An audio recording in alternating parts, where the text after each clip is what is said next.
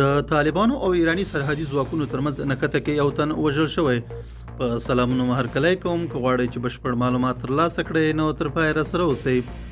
د افغانستان په نیمروز کې طالب چارواکي وایي چې په سرحد کې د طالبانو او ایرانی سرحدي ځواکونو ترمنځ نښته شوې او لږ تر لږه یو تن پکې وژل شوی دی. په نیمروز کې د طالبانو د حکومت د امنیه قومندانۍ ویان بهرام حقمل رویټرز خبري اژانس ته ویلي دي چې دا پیښه د یکشنبې په ورځ د جولای 1 چې د زمري میاشتې له 9 سره سمون خوري رامنځته شوې ده. په ایران کې د هرمند د سیمې والي میسم برازنده د ایران رسمي خبري اژانس فارس ته ویلي دي چې اوس جګړه درېدلې ده او کوم تلفات نه لري.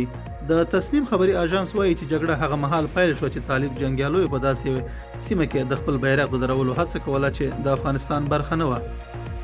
د طالبانو د حکومت د کورنیو او بهرنیو چارو وزارتونو په دې اړه په رسمي ډول څه نه دي ویلي. تر دې مخکې هم د ایران د سرحدي ځواکونو او طالبانو ترمنځ جګړه شوې وه.